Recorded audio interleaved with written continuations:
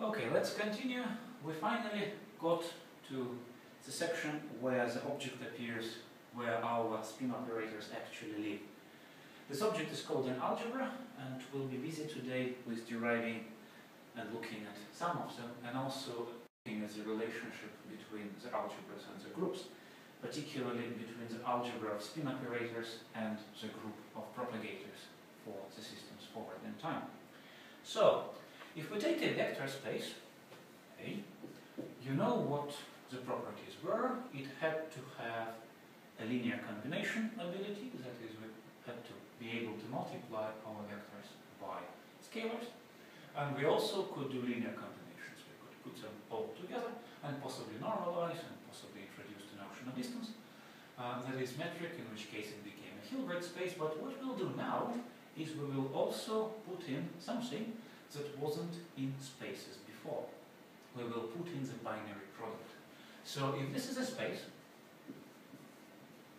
over some field f, say f, it's usually complex numbers in quantum mechanics, and we have a map,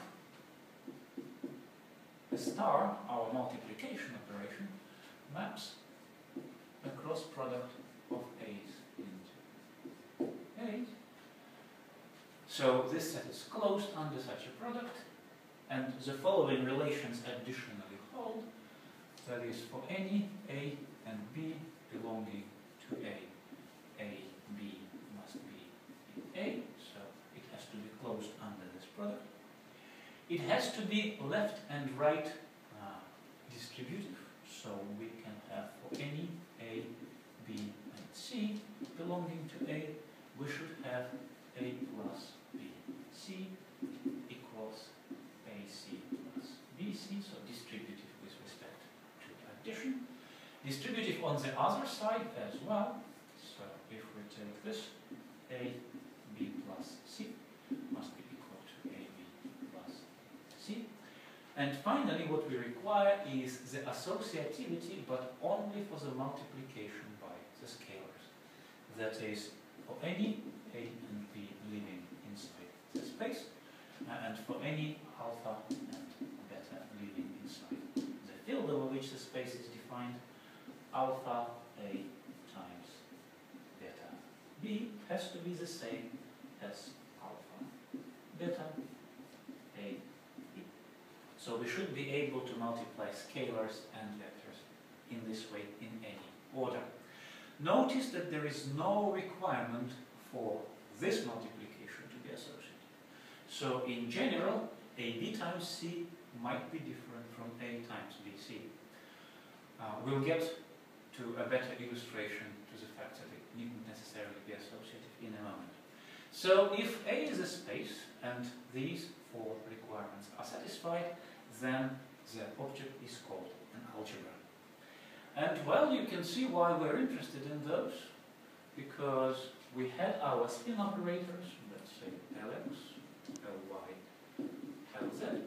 What we can do with them is we can take it and multiply it by a scalar, we can take it and add something to it, but we can also multiply Lx by Ly to get some other spin operator, and the multiplication operation on a space makes it into an algebra, and therefore the set of our spin operators is in fact an algebra. And this is why we're interested in these things. In particular, as we'll see, we'll be interested in algebras on which the so-called Lie bracket or a commutator is defined. Now, interestingly, this algebra, it inherits some of the properties from the space. So if we had a metric on this space, it will be inherited by the algebra. So the algebra will have a notion of distance, of angle, and so on, because nothing prevents us from taking this scalar product. One particular thing that algebras inherit from the underlying spaces is the basis sets. So if we had a basis, let's call it a set En of elements of the original space, that was a basis, so we could take any element of a space and express it as a linear combination of alpha and En. Then it will just thread through to the algebra. So if we have an element A expanded with such coefficients in the basis E, and we had an element B, which will also have its own coefficients, so sum over n in both cases, beta n e n, or rather reduced k here, just to avoid collision of indices later on in the multiplication. Then, what we have to necessarily have when we multiply the two things together is, because this is a basis, the result of that multiplication also has to have an expansion. So, for example, if we multiply the two en, ek basis elements together, so this is k and that is n, this must also have an expansion. And it must have an expansion with some coefficients which will clearly depend on n, so n here, clearly depend on k, k here, but also depend on the summation index, and I'll call it m, and k m, e n. Okay, at the end. So this product can also be expanded into a linear combination of the basis elements. Well, let's multiply a and b and see what happens in the result. So AB would be a sum over n alpha n e n times a sum over k beta k e k. We'll just take the summation out, a sum over n k alpha n beta k e m e k. Let's see what happens. We've got this here. So we can replace products of basis elements by single basis elements at the cost of having another sum. So that will be a triple sum over n k m alpha n beta k c n k m and then e m. So what we found, therefore, is the mth element of the AB, so AB, nth component, is a sum over n and k, alpha and beta k, c and k m. This is a very remarkable statement, although it might look rather convoluted, but see what happened. We had the expansion coefficients for the element A, we had the expansion coefficients for the element B, and we now know the expansion coefficients for their products from just this and the structure constants. Now, that means that these coefficients, and they are called structure constants for a reason, do in fact define the multiplication properties of an algebra completely. That is, whatever alphas, whatever betas, we will always be able to find out the coefficients of the product in a given basis set if we know these structure coefficients of that basis. It is very fundamental and in fact quite useful in practice, because we needn't actually in many cases have to store the explicit representations of these. They might be pretty complicated objects, they might be differential operators, they might be infinite dimensional matrices, they could be anything. But oftentimes these C and Km are actually quite simple. Most of them will be zero. And in that case, what happens is multiplications can be carried out very quickly from just knowledge of these coefficients. Good example, in fact, is the famous Gaussian functions in quantum chemistry. You know that the product of two Gaussians in 3 dimensions is a Gaussian at their center of gravity. So the structure coefficients on the algebra of Gaussians are therefore very simple. If we take two Gaussians and multiply them together, we just get one specific Gaussian at their center of gravity, and the other coefficients in front of other infinity of possible Gaussians are zero. So in that case, we can say that the algebra of Gaussians has got very simple structure relations, and therefore it is advantageous to take advantage of those relations and try and simplify the calculations. So that's one example of where it can be used. Another example is spherical harmonics. You know that a product of spherical harmonics is a linear combination of spherical harmonics, and again, there usually isn't an infinity of them in the linear combination, there are usually few. And this is used both in angular momentum theory when we're computing those Gordon coefficients, and in quantum chemistry when we're taking two electron integrals. The simple fact that all the products of functions are linear combinations of those same functions, and B, that integrals of those functions, once we got them, are actually analytical. And those of you who did computational chemistry, well, for at least a few years would realize what a massive advantage that is. If we were to take those integrals numerically, or in some other functions, it's a disaster. Those things are very, very difficult. However, because we can apply these properties of those algebras, we can actually get away with doing it in reasonable time. Another example of the same kind of argument is plane waves. A product of two plane waves is another bunch of plane waves, but usually a fairly small bunch. Okay, so this is an algebra, and we will now introduce a special kind of algebras where this product, say, is not actually a plane product, but a product with a twist, which is known in physics, and of course it comes out of purely physical considerations and is then formalized into mathematics, or perhaps mathematicians might disagree that it first came into mathematics and then physicists called it something. I guess we'll historically never find out. But the product in question is known as the commutator, and it appears naturally in almost everywhere in physics, and as it happens, has very beautiful mathematical properties, as we'll see in a moment. Okay, so imagine a vector space A.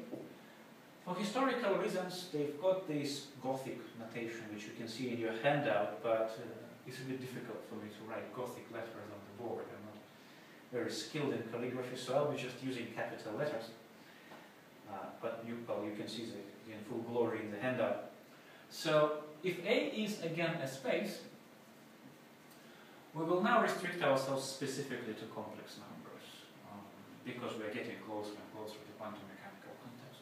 So a space over C, and if in it the following thing is defined, the so-called Lie bracket, which will take a pair of elements, so A cross A into A, and the bracket has the following properties.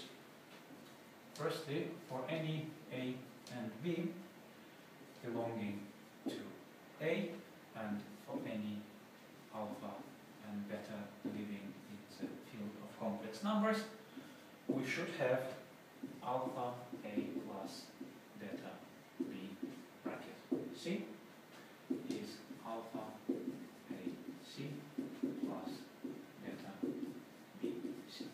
So we should be able to take the scalars out.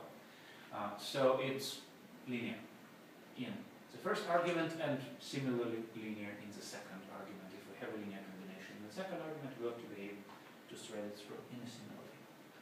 Secondly, for any A and B living in the space A, B ought to be minus B, A. So anti-symmetric. The third property is rather bizarre. As I mentioned already, algebras needn't be associative, and that property is, well, the best we have for an associative law, the so-called Jacobi identity. For any A, B, and C belonging to A, we must have A, B commutator, second commutator with C, plus B, C commutator, second commutator with A, plus C, A commutator, second commutator with B, equal to 0. Jacobi identity. Reasons why it is, well, this way will become clear in about 10 lectures from now when we get a bit deeper into this. But for now, this is what passes for the associative law in these things. The fourth property is, well, we have a 4 and a 4 prime. Property number 4 is used in mathematical textbooks, and property number 4 prime is used as its replacement in physics textbooks. So for any A and B, small letters here, A and B belonging to the set A, the bracket must also be there. And in physics, for any A and B belonging to A, I times bracket has to be there. And if these are satisfied, either in mathematicians or in physicists' notation, the object is known as a Lie algebra.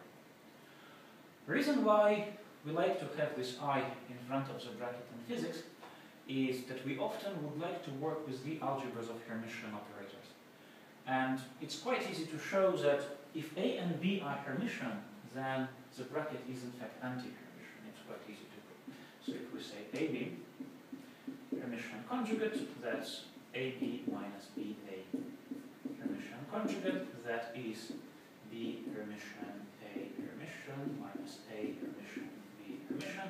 And since they are Hermitian, this is BA minus AB, which is minus AB minus BA, that's minus A commutator B. So not very convenient, you see, because once we take this bracket of two Hermitian operators, the result is, well, it's anti-Hermitian. But if we put an I in front, so let's say I, like that, then we'll have a minus I here, a minus I here, a minus I here. We'll cancel with that minus, there will be plus I. So you see, we started with IAB and we ended with IAB. So I times commutator is Hermitian, and so algebras of Lie algebras of Hermitian operators are therefore closed under IAB, and because Hermitian operators correspond to physical observables, it has historically been the case in physics that it gets much easier and much less confusing, and you no longer have to, to catch these eyes around because it's just sitting there in one place and you don't have to worry about it. And the other thing is, of course, our good old Liouville von Neumann's equation, d rho by dt is minus I h rho.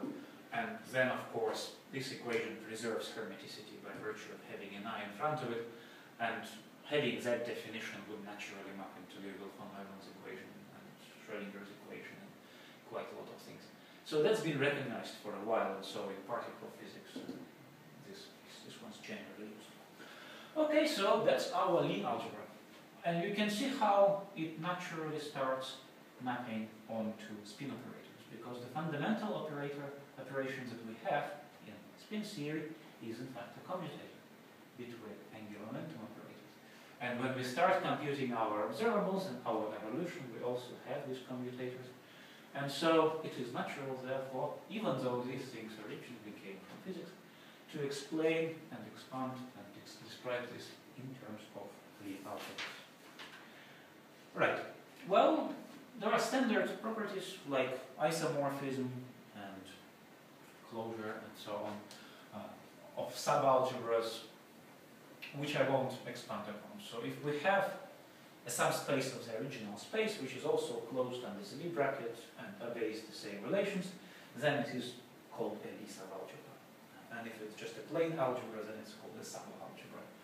And similarly, if we have a one-to-one map between two sets which preserves the result of the bracket operation or the result of the product in the image, then that's known as isomorphism, and the resulting algebras are isomorphous and spaces have to have the equal dimension, and so on and so forth. So we've been through all of that when we dealt with spaces, and as I said, algebras inherit much of the structure of the underlying space. One thing we'll be really interested in, however, is the analog of the structure constant, but for the Lie algebra. Right, so let's say we've got an element A, which lives in our Lie algebra A, and the Lie algebra has inherited the basis set from its parent space. So necessarily then, A will be a linear combination with an index n, and let's put an I in front. No, not yet. Let's erase the I in front. Early, so it'll have a sum over k, a, k, and let's call the basis L, lk, just, to start moving to a convenient notation, and maybe call this coefficient alpha, so as to not confuse the matters later on. Right, so what we can then have is, for the basis set, lk, commutator Lm, be some element of the same algebra because the algebra is closed under the commutation. And we shouldn't forget the I. So we have sum over n. Again, C, K, M, N, L, M. And K because this C depends on K and it depends on M of whatever went into the bracket. And then it's just an expansion with respect to the same basis set element. So these are extremely important. They are structure constants.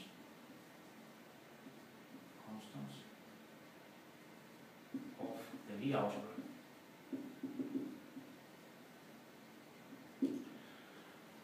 And you can now recognize the commutation relations that we have been working with so much in the previous term. So, the mirror image of that in physics is Lx commutator Ly is, as you well know, I Lz.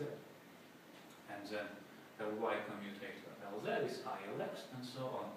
So it turns out that those commutation rules that we had insisted on working with so much, and the same commutation rules which lead to the emergence of the product operator formalism in magnetic resonance, are in fact the structure relations of the Lie algebra of spin operators.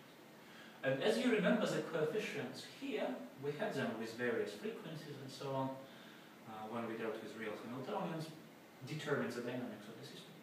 And so it happens, and this is the reason why they are so incredibly important, is that the structures of the Lie algebra of spin operators completely determine every possible kind of dynamics in that particular spin system. Because then we'll make these things into a Hamiltonian, and the Hamiltonian will act on something else but commutation. And these things will appear and get multiplied by the actual amplitudes of the interactions, and will actually guide the dynamics of the system. And so everything that happens in the spin system is the direct consequence of the numerical values of these structure constants, as well as the numerical values of the interactions that are involved in the system. Easy to demonstrate. If we have two operators A and B commutator, then we'll have an expansion for both. So sum Km, alpha K beta M, commutator K Ln. So you see any commutator between any two spin operators boils down to commutators between the basis set elements. This is why they are important, and we know what they are. So that will be a sum K M N, alpha K beta M, and then the structure constants C K M N L M. And well, we can just put hats in here, and it all becomes very familiar quantum mechanics. And A could be a Hamiltonian, and then this is how the operators transform under the action of the Hamiltonian in Liouville fundamental equation. Well, we can prove a few properties of these CKLMs. Generally, it's just a technicality, but it often avoids computing quite a few of them. Because the bracket is antisymmetric, so are the structure constants. So CK M, if we swap K and M, we'll have a minus M, K, M. Identical operators come in, so the constant with two equal K, K, N, for example, has to be 0. And interestingly, if we go through the Jacobi relation in some detail, what we'll find is another relation for these coefficients, a sum over P of CKMP, CPMQ plus CMMP, CPKQ plus CMKP, CPMQ equals 0 for any Q. A fairly obscure relation, pretty useless in practice, but rather easy to prove, so do it as a homework exercise. Just start from Jacobi relation and use these structure constants to try and show that this is the case. Right, so we now defined the algebra. We observed that it seems to be spookily familiar, certainly very similar to the theory of angular momentums that we have derived from purely physical principles in the previous term. So let's now go in some detail through the algebras that one would typically encounter in practice, and also through the connection between the Lie algebras and the Lie groups, which we have already introduced. You remember that a Lie group was a continuous group parameterized by some parameters, oftentimes of matrix exponentials. And we'll now show a fairly deep connection between them. But first of all, the list of commonly encountered algebras. So common algebras. Much like we listed the common groups and their properties. Okay, GLM. GLM. Lie algebra of all linear operators. So any matrix at all. We can add them, we can take linear combinations, we can multiply them together, and, well, it turns out that we can also define the bracket, which will be the usual commutator, which then probably obeys the Jacobi relation.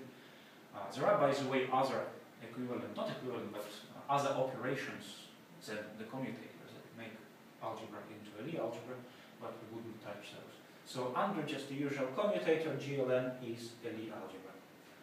A common basis set in it, well, you know it, if we take a bunch of matrices with zeros everywhere, put just one in a particular given location, then any matrix at all can be expanded as a linear combination of such matrices with some coefficients. So we'll define a matrix, we'll call it Bij, and it will be a matrix such as would have 1 in the position ij and 0 everywhere else. So it will be defined as, so its element pq will be defined as delta pi delta jq. So when I manages p, it's a 1, and when j matches q, it is a 1 here in the deltas, and everything else will be 0. Interestingly, for something as physically disorderly, this corresponds to single transition in some quantum mechanical system or single specific coherence. Not very often useful because there's lots of dynamics in this basis set under various Hamiltonians. It's not an eigenmatrix or any commutation with almost any Hamiltonian. But the commutation relations are in fact easily derivable. So if we take a commutator of Bij and B and k, I have to be careful here not to get lost in my indexing, and we need an element pq of that. So what that would be is Bij, B and k minus B and k, Bij element pq of that. And that would be, if we introduce a summation index R, then Bij PR, then B and K are Q, so element PQ, and the central index with respect to which the summation is carried out, minus the sum over R, B and K, similarly PR, and then Bij RQ. Well, we know what these are from the definition here. So what we get is a bunch of deltas, the sum over R of delta IP, delta JR, delta NR, delta KQ minus delta NP, delta KR, delta IR, and delta JQ. Well, we've got a sum over R, so in this case we can just sum over. This enforces j to be equal to n. So that gets rid of 1 delta out of 4, so delta IP, delta Jn, delta KQ, minus delta NP, delta Ki, and delta JQ. Now remember, we were interested in the element PQ of the matrix, so we should be extracting things like that here. And once we do that, we'll get delta Jn and Bik element Pq minus delta Ki Bnj element Pq, which finally gives us what we wanted, namely that Bik commutator Blm equals to delta Im Blk minus delta Lk Bim. Sounds like a pointless exercise in index shifting, but in practical calculations, as you'll see when you do large-scale spin dynamics simulations, actually a salvation, because these matrices can have monstrous dimensions, and the Hamiltonian, that would be a linear combination of these matrices, can be absolutely huge to the extent that we cannot afford to perform any operations whatsoever on it except to store it and look at its composition, because the moment you multiply it with something, it gets denser and denser and overflows the memory.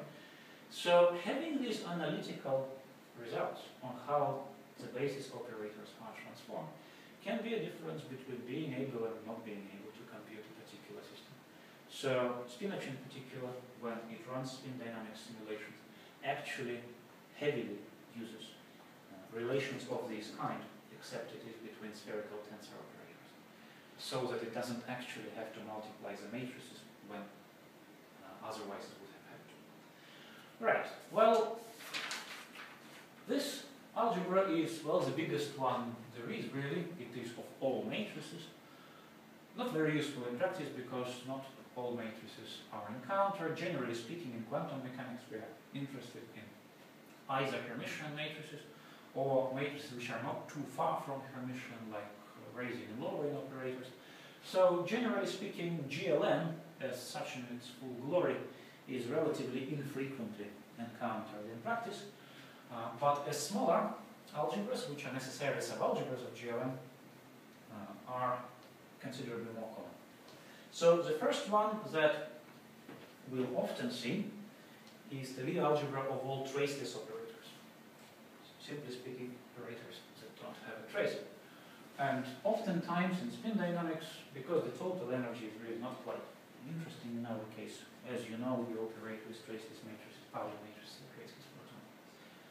So SLM is a Lie algebra of all traceless matrices. So the only restriction down from GLM is zero trace. A particularly convenient basis, this one comes from physics, in fact, from particle physics, is the so-called Akuba matrices. A, I, K. They are just, simply speaking, our nice known BIKs. But if I happens to equal K, so we have an element on the diagonal, then we'll have to take care for it to have a zero trace. So it will be 1 over the dimension of the matrix minus the trace of it. So B11 plus so B n. So if it's off diagonal, then no problem, trace is 0 already. If it's got that unit element on the diagonal, then we have to take care, just subtract out the trace. Structure constants come out of the structure constants of these. I've listed them in the handout. Slightly more complicated, these ones, because they actually involve a sum, but also considerably better than having to multiply explicit representations of any operators in quite a few cases. Rs, delta I m, delta L r, delta S k, minus delta L k, delta I r, delta S m, and then a Rs. The other thing that makes it quite fast, you see, is when you multiply two matrices, two Hamiltonians together or something, every element has to be multiplied by every element using floating point multiplications. Whereas in this case, these are a bunch of logical operations. You have to decide whether something is 0 or not. And it's a binary operation, and it oftentimes is much, much faster. If you have a 64-bit register and another 64-bit register, then on certain computer architectures, multiplying the two is a long operation. whereas taking a logical operation is something that binary chips do quite naturally, and therefore very quickly. So it's often advantageous to take advantage of these things. Right. So SLNs traces. The next one, which gets us straight into what we commonly have in quantum mechanics, is the algebra of Hermitian operators, so UN. And the reason why it is an algebra is in fact in the fact that we have specified our commutator bracket with an I to make sure that that space of Hermitian operators is in fact closed under the bracket. If we had gone through with the mathematician's definition, this would have been an algebra of all anti-Hermitian operators. But well, in physics, we prefer the Hermitian one. What we can do is just take our B's and make them into Hermitian matrices. So let's say it will be BKK. If it's a diagonal one, it's Hermitian automatically. We can take BNK plus BKN. The symmetric linear combination, because it's real, it's also Hermitian. And the anti-symmetric linear combinations just have an I in front. B and K minus B, K, N. This would also be Hermitian because it will not change sign, but I will also change sign under the Hermitian conjugation. So this would be the basis set for the algebra of all Hermitian operators. And finally, the algebra of all traceless Hermitian operators, combining the properties of these guys, SUN. So traceless Hermitian. And well, we can just take similar linear combinations of A's, for example, to make sure it's both traceless and also either Hermitian by virtue of being real or Hermitian by virtue of having been made to not change sign and not change the magnitude upon the Hermitian conjugation. An example of a basis set of SUN is in the 2 by 2 case, the famous Pauli matrices. So sigma 1 will be 0, 1, 1, 0. Then sigma 2 will be 0 minus I, 0. And sigma 3 is 1, 0, 0, minus 1. You remember that if we divide these things by 2, we do get Lx, Ly, and Lz. And the structure constants in the case of this particular basis correspond to the coefficients in the commutation relations of these matrices. UN needn't have a zero trace, so in the case of UN we can have these three, so sigma 1, sigma 2, sigma 3, but also the unit matrix, should we ever require to have a non-zero trace. So it turns out that our spin operators actually live inside SUNs of various dimensions. This is SU2, and you've certainly heard before in your life that spin happens to be described, spin half certainly happens to be described by the SU2 algebra, and as we'll see in a moment, SU2 Lie group. Dimensions can differ. If we have a spin 1, technically speaking it's SU3 if you allow it the most possible freedom, but oftentimes it is still confined to the SU2 subgroup, subalgebra or subalgebra. Right, which brings us to the relationship between the groups and the algebras, and that relationship I will now derive. It is the familiar exponential one. As you remember, exponentials, matrix exponentials were a group, and they appeared naturally in the time domain solution of the Schrödinger and the Liouville-von Neumann's equation. And it turns out that, in fact, these exponentials take us from the place where the Hamiltonians live, which, as we just saw, are in algebra, to the place where the propagators live, which, as we saw in the previous lecture, are in fact a group. Right.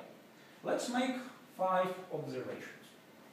First observation is that a determinant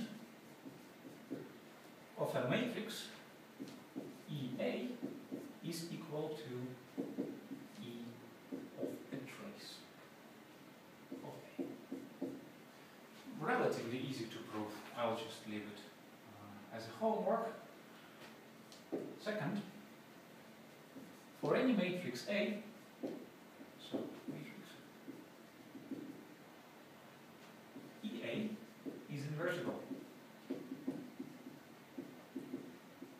And its inverse is in fact equal to E minus A. That's a unit matrix. Quite a surprising property. The A needn't have been invertible, could have been a zero matrix, but the exponential is always invertible. 3. If A, B equals 0, so if A commutes with B, then E, A plus B is E, A plus B, B. We'll see in a moment why we need these observations. 4. For any operator A living in G, L, M, the exponential of A Hermitian conjugate is the same as the exponential of A Hermitian conjugate. You can prove it with Taylor series, not very difficult. And finally, if A is Hermitian,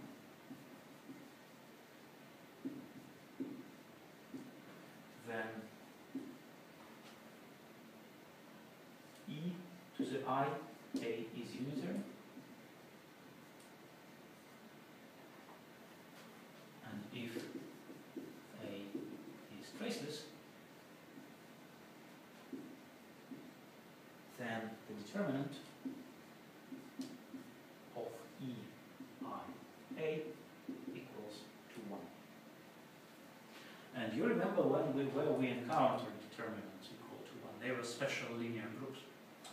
So, the first observation is the exponentials of matrices that live in the algebras I have just described happen to be a group.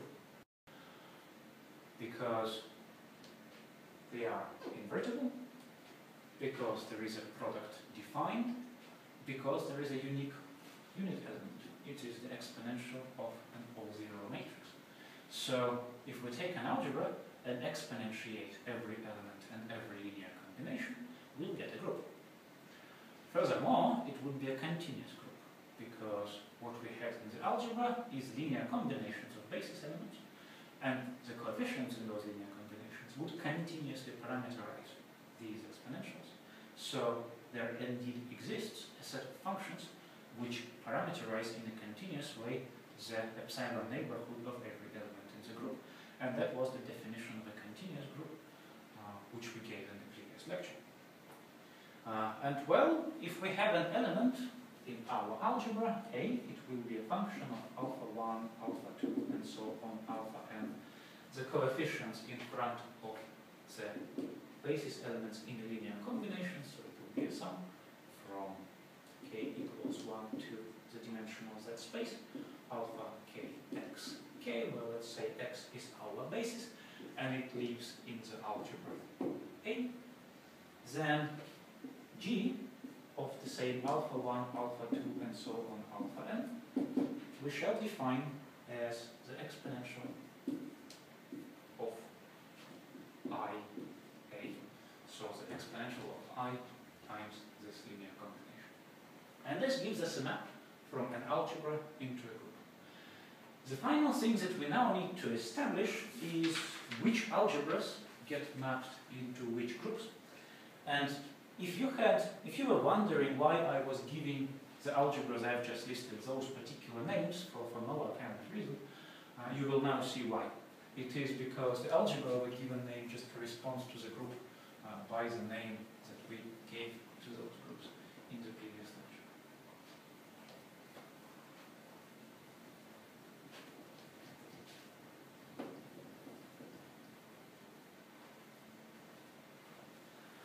So remember that our exponential map is the physicist's exponential map, xia. So let's draw a list of algebras here and try and match them to the groups. So starting with G, L, and C. So all matrices with complex coefficients. Interestingly, this notation here, the field, refers to the coefficients. So if I say GLN R, in principle matrices could be imaginary, but the coefficients have to be real. Right. So these are just all matrices. The only thing that happens to them under the exponential map is they become invertible. So what we then get is under the x I a is they become invertible. And the group. The group of all invertible matrices is GLN and C, small n. The general linear group. As you remember, we defined it as a group of all invertible matrices, hence the name of the algebra. So GLN small here, GLN big here. Okay, next one, GLN R. So with real coefficients, matrices will be imaginary. Remember this I. That will get us into real and invertible matrices. That is G, L, and R. You see an interesting mismatch. Because of this I, if we take the real invertible matrix group and ask what the corresponding algebra is, the algebra would be of imaginary matrices. And it will of course be closed under the Lie bracket, how we defined it. You remember that I in there, but the coefficients would still have to be real. So it's a group with real coefficients of imaginary matrices in here. Right, next one, S, L, N, C. Trace this. Now comes that property that we have proven just a page ago, that if a matrix is traceless, then the determinant is equal to 1. Well, we remember what the groups were called of invertible matrices with determinant equal to 1. So invertible, determinant equals to 1. That was S, L, and C. Special linear group. And so on. So if we take SLNR here, we get SLNR here. Or rather, maybe I should actually go explicitly. Okay. Erase that. Let's get through the rest of the list because it is quite important. We'll actually encounter all these algebras that remain in here. So similarly, SLNR, imaginary traceless matrices with real coefficients, get us into SLNR. SO and R. These are real, invertible. No, that's the group. Wait a bit. So imaginary and Hermitian.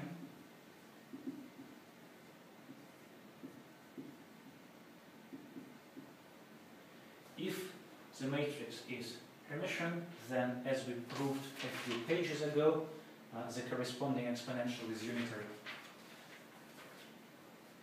And because it's purely imaginary, the matrix is real as well as unitary, so it is orthogonal. So we get special orthogonal group SO and R.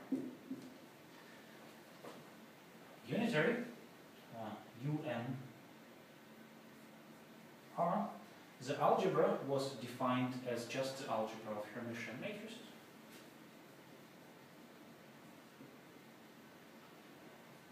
Corresponding, therefore, to a unitary group of all unitary transformations. And you can see why the coefficients have to be real. If we have imaginary coefficients, then the exponential contains damping terms from the dynamical perspective, and the matrices will be unitary. Right, and finally, SUN R contained Hermitian traceless matrices, and under the exponential map, they will become invertible unitary and have a determinant of 1. Therefore, S, U, M, R. Well, this is the reason why these algebras have their names, is that they generate the corresponding groups, as we already saw them in the previous lecture, all of them, under this kind of exponential map. You may remember from, what was it?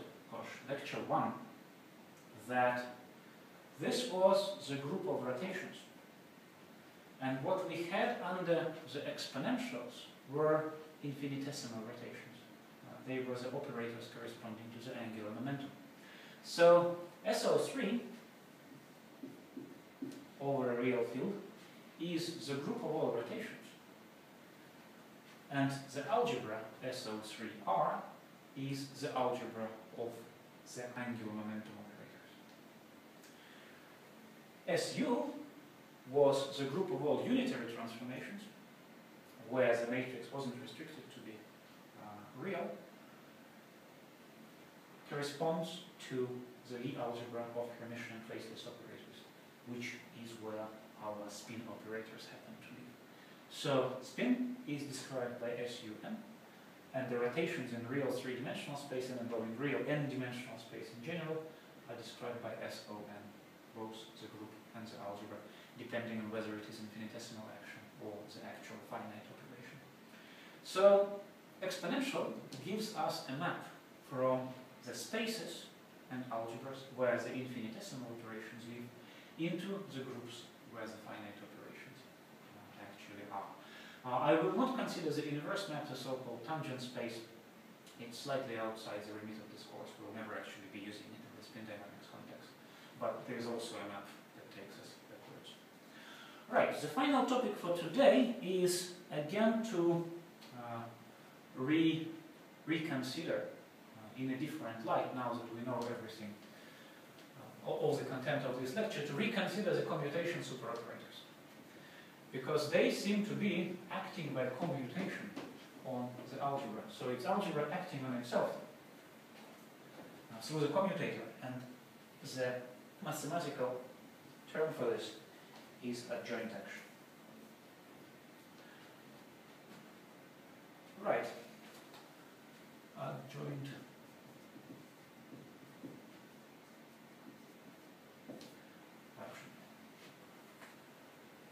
If we take an element A that lives in our algebra and do the following, so let's say for any B that also lives in that algebra, we will take B and map it into A, B, whatever that equals to. It could be equal to something else in the algebra. So we'll take the entire content of that algebra, including A itself, and commute it with A. Clearly it's some kind of endomorphism. What happens is we take some elements of A and put them into correspondence with some other elements of A. It needn't be invertible, in fact in most cases it wouldn't be, but it's just something like that. So that's known as the adjoint map, AD of A, and it takes our algebra and it just applies an endomorphism to it. With the definition that AD A applied to B is equal to the commutator A.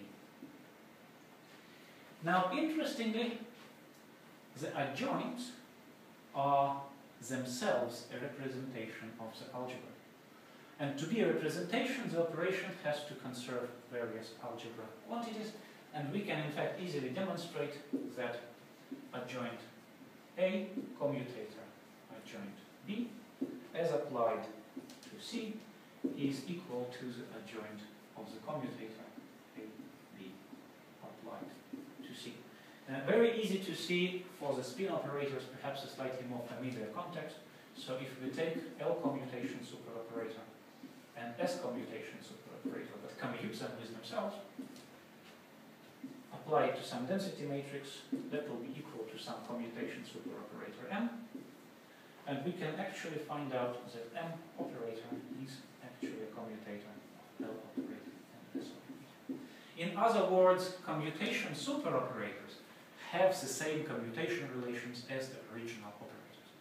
And therefore, they are also a representation, although as we'll see, of much greater dimension, of the original algebra. They are quite useful, as we know, because they allow us to recast many equations that involve commutators into equations that involve plane matrix vector products. And for that reason, it is often very convenient to work in their joint representation. And this is the reason why. You see, it is a representation, so it preserves all the properties, dynamical, physical, and otherwise, of the original algebra, but it removes the commutators from the equations. So, for example, our Liouville von Neumann's equation, which was d rho by dt is minus I h operator commutator rho, and this commutator was quite inconvenient from the numerical perspective. If you were to solve this, it becomes I h superoperator rho, which is a one-sided operation now, and one-sided operations are much easier to live with. In particular, for example, the propagation step, x minus I h delta t rho x plus I h delta t. It was difficult to resolve with respect to rho because it's wrapped in these propagators. Whereas in the joint representation, we'll just have a one-sided multiplication. Minus I h superoperator delta t rho. And if this happens to equal to something, I don't know, q, it's very easy to solve this for rho. Because this operator is, as befits something that belongs to a group, is easily invertible. Whereas in this case, things sometimes get a bit difficult. Of course, we have to pay a price. The dimension of the joint representation, as we'll see, is the square of the dimension of the original space. But still, it's usually very sparse as well. And various other tricks can be applied to it to make it work. Okay, that's it for this lecture. And we move to consider the specific groups and algebras in the next lecture, particularly SO3, the algebra and the group of